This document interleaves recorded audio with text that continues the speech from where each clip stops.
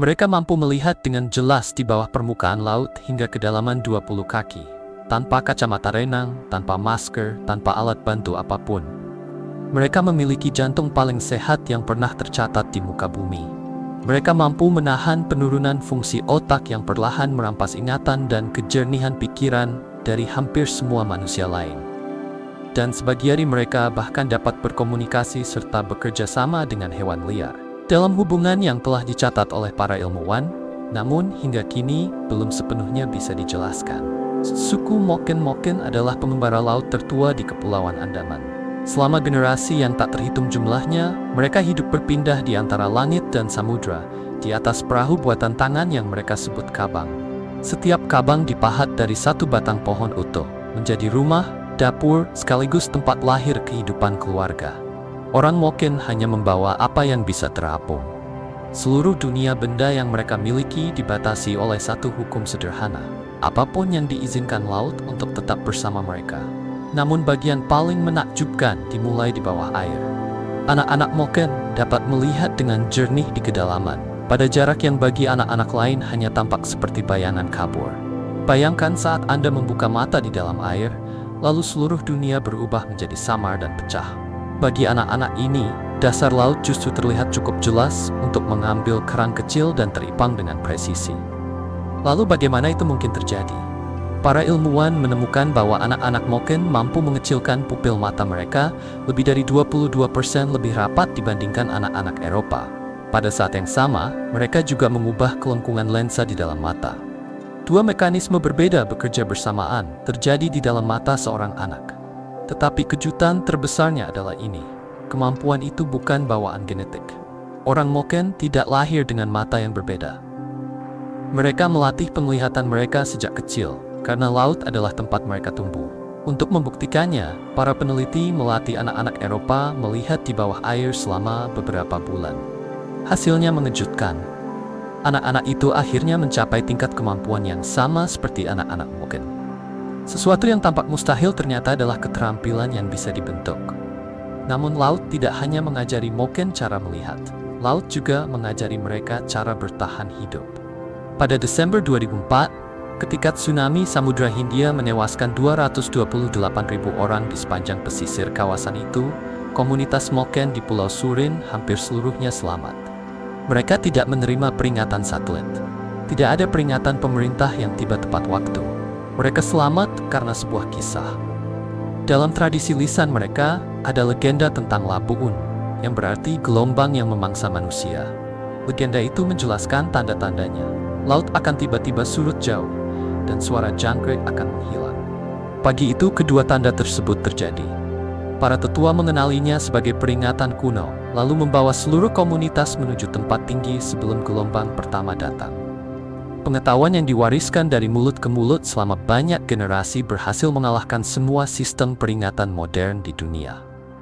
Namun hari ini, perahu kabang mulai menghilang. Aturan di Thailand telah memutus rute nomaden yang dulu mereka lalui, membatasi gerak mereka di balik kawasan Taman Nasional. Anak-anak Moken kini bersekolah di daratan, tumbuh dengan bahasa Thai, bukan bahasa Moken. Sementara itu, kisah-kisah kuno ikut memudar bersama para tetua terakhir yang masih mengingatnya. 2. Suku Maasai. Sekarang kita beralih ke kelompok yang tubuhnya seolah menentang aturan dasar ilmu gizi modern. Maasai adalah salah satu masyarakat paling dikenal di Afrika Timur. Mereka sering terlihat sebagai sosok-sosok tinggi dengan kain shuka merah menyala, berjalan melintasi Sabana Kenya dan Tanzania Utara, sambil membawa tat panjang. Pola makan tradisional mereka tampak seperti kebalikan dari semua nasihat dokter modern. Daging, susu dan darah. Tinggi lemak jenuh, rendah sayuran. Menurut ukuran kesehatan barat, pembuluh darah mereka seharusnya penuh plak. Mereka seolah seharusnya menjadi kelompok dengan risiko serangan jantung sangat tinggi. Tetapi kenyataannya tidak begitu. Para ilmuwan percaya jawabannya terletak pada gabungan faktor yang sangat langka. Pria Maasai berjalan dan menggembala selama 5 hingga 10 jam setiap hari. Mereka hidup di dataran tinggi. Mereka sering berpuasa di antara waktu makan tanpa merencanakannya. Dan mereka memiliki variasi genetik yang memengaruhi cara tubuh mengolah kolesterol. Tubuh yang bergerak sebanyak itu, di ketinggian seperti itu, memproses lemak dengan cara yang sangat berbeda. Bagi Maasai, sapi adalah pusat kehidupan. Seorang penggembala Maasai mengenal setiap hewan berdasarkan nama, sifat, dan garis keturunannya. Kekayaan dihitung dari jumlah sapi, istri, dan anak. Tarian lompat terkenal yang sering kita lihat saat para prajurit melompat lurus ke atas berulang kali tanpa bertumpu pada apapun, adalah ekspresi budaya yang nyata tentang kekuatan. Pada tahun 2008, komunitas ini menciptakan Olimpiade Maasai. Tradisi lama berburu singa digantikan dengan lomba lari, lempar lembing, dan menggembala sapi. Keberanian seorang prajurit tidak lagi diarahkan pada pemburuan, melainkan diubah menjadi olahraga. 3. Suku Sherpa. Sherpa adalah penganut Buddha Tibet yang bermigrasi ke lembah Khumbu di Nepal sekitar 500 tahun lalu. Desa-desa mereka berdiri di atas ketinggian 11.500 kaki, di lembah-lembah yang begitu tinggi hingga sebagian besar tanaman sulit tumbuh. Di puncak Everest, 29.032 kaki di atas permukaan laut, oksigen yang tersedia hanya sekitar sepertiga dari yang sedang Anda hirup sekarang. Bagi kebanyakan manusia, penurunan kemampuan mental yang serius mulai terjadi di ketinggian ekstrem seperti ini. Namun Sherpa mampu hidup dan bekerja jauh di atas batas yang melemahkan banyak orang. Mereka membawa dua variasi genetik yang mengubah aturan bertahan hidup. Yang pertama disebut EPS1. Gen ini mengubah cara tubuh mereka merasakan kadar oksigen rendah, membuat darah tetap encer, bukan mengental secara berbahaya seperti yang sering terjadi pada orang dataran rendah. Yang kedua disebut AJLN1. Gen ini membuat otot mereka menarik oksigen dari darah dengan lebih efisien. Tubuh Sherpa juga menghasilkan lebih banyak oksida nitrat di ketinggian. Zat ini menjaga pembuluh darah tetap terbuka lebar, mengalirkan darah ke otak dan otot tepat ketika tubuh orang lain mulai melemah. Namun penghormatan terhadap gunung kini berada dalam ketegangan yang menyakitkan dengan industri pendakian yang bergantung pada mereka. Para pendaki Sherpa memang mendapat penghasilan besar dari memandu ekspedisi. Tetapi mereka juga memikul peran paling berbahaya dalam seluruh dunia pendakian komersial Everest. Mat. Suku Yanomami, jauh di hutan hujan Amazon di wilayah perbatasan Venezuela dan Brasil, hiduplah Yanomami, nama yang secara harfiah berarti manusia. Mereka tinggal di bangunan komunal besar berbentuk lingkaran yang disebut Yano. Bagian tengahnya terbuka, sementara puluhan keluarga hidup mengelilingi sisi luarnya.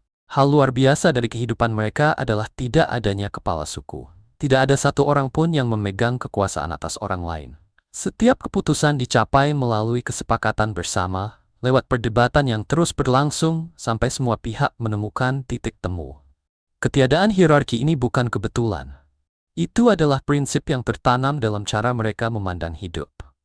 Namun penemuan yang mengguncang dunia sains datang pada tahun 2012 ketika para peneliti dari Universitas Johns Hopkins menerbitkan studi tekanan darah paling menyeluruh yang pernah dilakukan terhadap populasi manusia yang terisolasi. Rata-rata tekanan darah Yanomami adalah 95/63. Sebagai pembanding, rata-rata orang dewasa Amerika berada di angka 121/71. Tetapi angka itu bukan bagian paling mencengangkan. Yang benar-benar luar biasa adalah ini. Tekanan darah Yanomami tidak meningkat seiring usia. Sama sekali tidak. Dari masa muda hingga usia tua, kurvanya tetap datar. Di dunia modern, tekanan darah yang naik seiring usia terasa sama wajarnya seperti rambut yang memutih. Bagi Yanomami, hal itu tidak terjadi. 5. Suku Bajau. Jika mungkin mata mereka, maka Bajau seolah mengubah organ dalam tubuh mereka. Bajau adalah masyarakat tanpa negara yang selama berabad-abad hidup di atas air, baik di perahu kayu bernama lepa-lepa maupun di rumah panggung di atas perairan dangkal pesisir Filipina, Malaysia, dan Indonesia. Anak-anak Bajau belajar menyelam sebelum benar-benar mantap berjalan di daratan. Banyak orang Bajau yang lebih tua menghabiskan begitu sedikit waktu di darat. Hingga cara berjalan, mereka memiliki ayunan permanen. Seakan tubuh mereka lebih cocok dengan perahu yang bergoyang daripada tanah yang diam.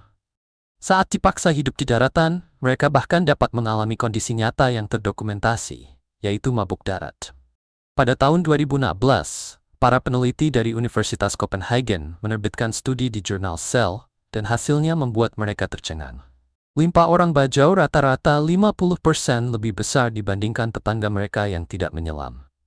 Mengapa ini penting? Karena limpa adalah cadangan oksigen biologis tubuh. Saat seseorang menyelam, limpa berkontraksi dan melepaskan sel darah merah kaya oksigen ke dalam aliran darah, memberi tubuh waktu lebih lama di kedalaman. Semakin besar limpa, semakin lama kemampuan menyelam.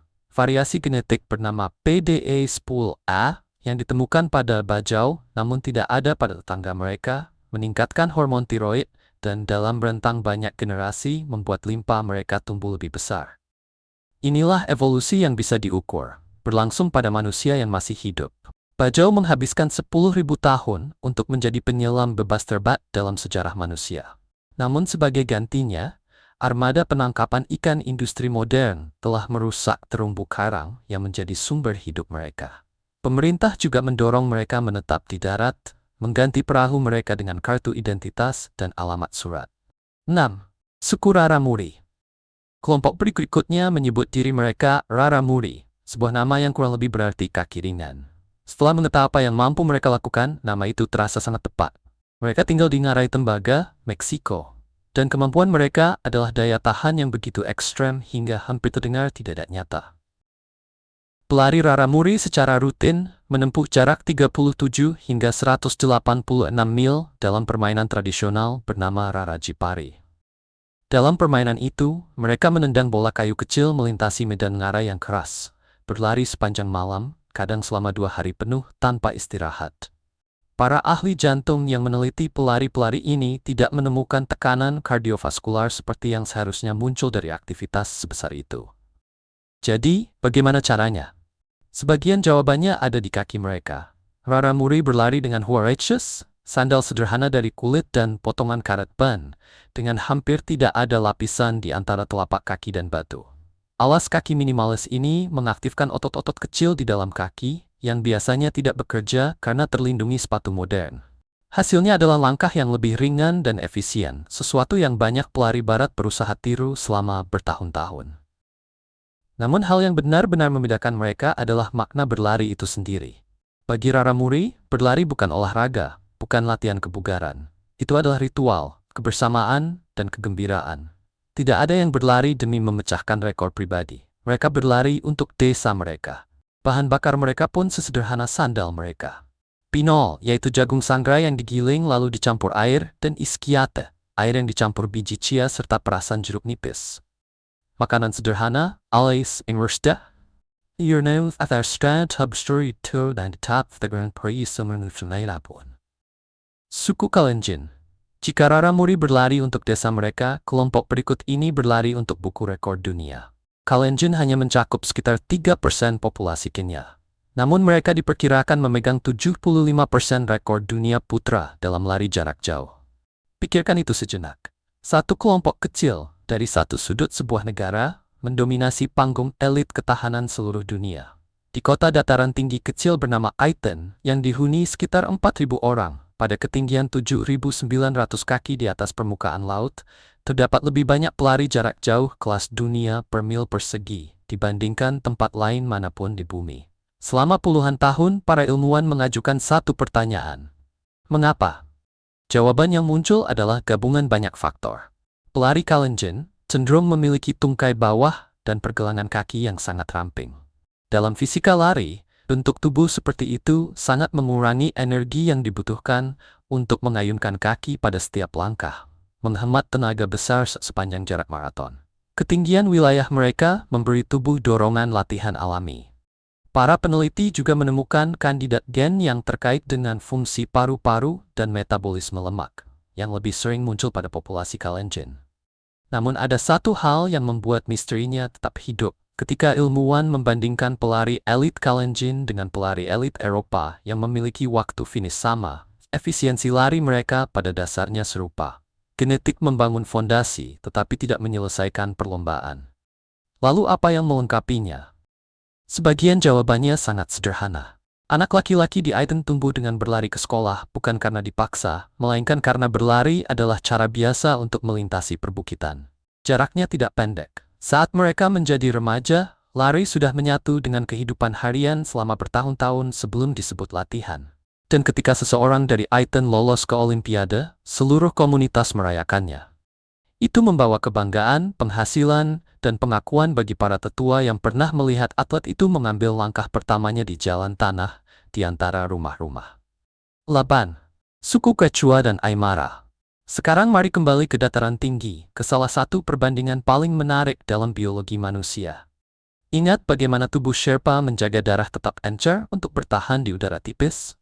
Di Andes, Peru dan Bolivia, pada dataran tinggi antara 11.500 hingga 13.000 kaki, masyarakat Quechua dan Aymara menghadapi tantangan yang sama.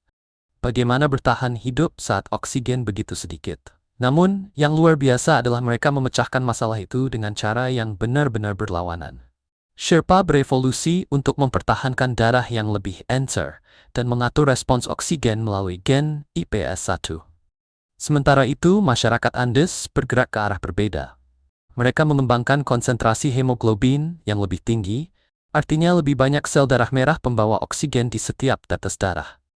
Mereka juga memiliki kapasitas paru-paru yang jauh lebih besar, sehingga mampu menarik lebih banyak udara dalam setiap tarikan napas. Penelitian membenarkan perbedaan ini. Sherpa memiliki darah yang lebih encer dan efisien. Orang Andes memiliki darah yang lebih kaya oksigen dan dada yang lebih besar. Dada itu bahkan tumbuh lebih besar selama lonjakan pertumbuhan remaja yang dimulai lebih awal dibandingkan anak-anak dataran rendah. Dua masyarakat. Tantangan gunung yang sama. Dua jawaban evolusi yang sepenuhnya berbeda. Para ilmuwan melihat ini sebagai salah satu contoh paling jelas dari seleksi alam yang bekerja secara nyata pada populasi manusia yang relatif terisolasi. Namun keajaiban mereka tidak berhenti pada paru-paru. Quechua adalah pewaris kekaisaran Inca, peradaban terbesar dalam sejarah benua Amerika, yang membentang sekitar 2.500 mil di sepanjang Andes. Bahasa mereka masih digunakan oleh sekitar 10 juta orang hingga hari ini. Dan inilah bagian yang mencengangkan. Inca tidak pernah mengembangkan alfabet tertulis. Mereka mengelola seluruh kekaisaran dengan quipu, sistem tali berwarna yang diberi simpul untuk menyimpan catatan dan informasi yang hingga kini belum sepenuhnya berhasil diuraikan para sarjana. Sebuah peradaban besar berjalan tanpa satu huruf pun. Aymara menyimpan sesuatu yang bahkan lebih aneh. Sebuah ciri yang menurut para ahli bahasa belum ditemukan dalam bahasa lain di bumi. Mereka memandang waktu secara terbalik dari kebanyakan manusia. Bagi Aymara, masa lalu berada di depan, karena masa lalu dapat dilihat dan diketahui. Masa depan berada di belakang, karena belum datang dan belum terlihat. Ketika penutur Aymara berbicara tentang sejarah, mereka memberi isyarat ke depan. Saat mereka membicarakan masa depan, mereka menunjuk ke belakang tubuh mereka. Para ahli bahasa telah memastikan bahwa ini bukan sekadar puisi. Instruth inornya sesat breus methredum zastre breacher stad to rils mereka. Swiman. Suku Hadza hidup di sekitar Danau Eyasi, Tanzania. DNA mereka termasuk yang paling kuno di bumi, terpisah dari garis keturunan manusia lain lebih awal dibandingkan hampir semua kelompok yang masih hidup saat ini. Jumlah mereka hanya sekitar 1.300 orang. Seperti Yanomami, Hadza tidak memiliki kepala suku dan tidak mengenal hierarki. Kebebasan individu adalah prinsip yang mengatur seluruh dunia sosial mereka. Pada tahun 2012, antropolog Herman Pontzer menerbitkan temuan yang mengguncang semua asumsi tentang olahraga. Timnya mengukur kalori harian yang dibakar oleh Hadza.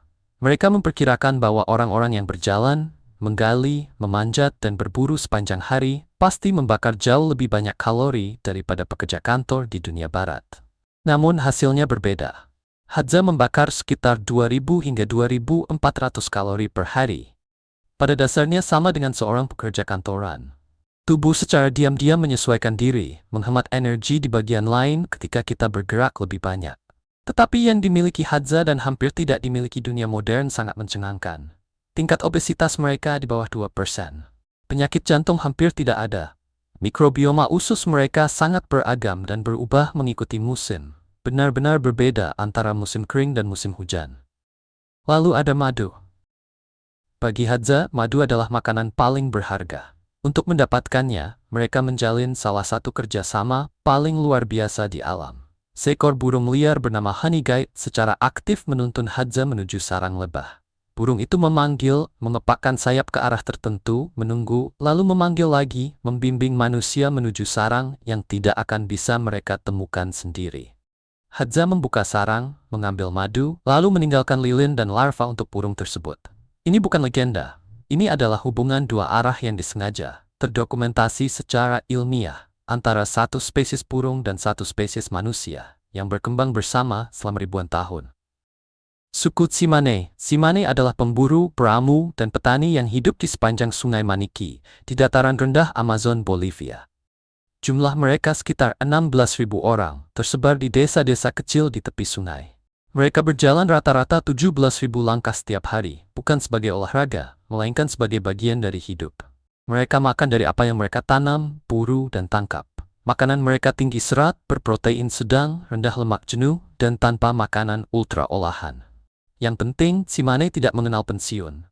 Tidak ada tahap hidup ketika seseorang berhenti berkontribusi, lalu duduk diam. Para tetua tetap berkebun, memasak, dan merawat anak-anak, karena komunitas membutuhkan mereka, dan karena gerak yang bermakna adalah bagian dari susunan hidup mereka. Pada tahun 2017, sebuah tim peneliti menerbitkan studi di The Lancet yang mengubah cara para ahli jantung memahami penyakit jantung. Mereka melakukan pemindaian jantung terhadap 705 orang dewasa Tsimane. Hasilnya nyaris tidak dapat dipercaya. 85% orang dewasa Tsimane berusia di atas 40 tahun tidak memiliki kalsium arteri koroner sama sekali. Bahkan di antara mereka yang berusia di atas 75 tahun, 2/3 masih memiliki pembuluh darah yang lebih bersih daripada rata-rata orang Amerika usia pertengahan 40-an. Tsimane memiliki arteri tersehat yang pernah tercatat pada populasi manusia manapun dalam sejarah. Kemudian pada tahun 2023, studi lanjutan mengungkap sesuatu yang sama menakjubkannya. Otak Tsimane kehilangan volume 70% lebih sedikit antara usia parubaya dan usia tua dibandingkan otak orang barat. Tingkat demensia mereka hanya sekitar 1%, dibandingkan 11% di Amerika Serikat. Namun ada paradoks yang masih membuat para ilmuwan berpikir keras. Tsimane hidup dengan parasit usus kronis dan infeksi yang terus-menerus. Menurut aturan yang kita pahami, peradangan seperti itu seharusnya membuat tubuh mereka menua lebih cepat. Tetapi kenyataannya, mereka menua dengan laju yang tidak mampu ditandingi dunia modern. Rahasia mereka bukan gen ajaib. Rahasia mereka adalah cara hidup, bergerak terus-menerus, makanan utuh, komunitas yang kuat, dan hidup yang tetap memiliki tujuan sampai akhir. Sementara suku-suku ini telah menguasai rahasia biologi manusia, ada sudut lain di dunia yang begitu tertutup dan penuh misteri, seolah-olah ia berjalan dengan hukum fisika dan kenyataan yang berbeda. Dan Anda tidak akan percaya apa yang benar-benar berhasil ditangkap kamera kami di dalamnya.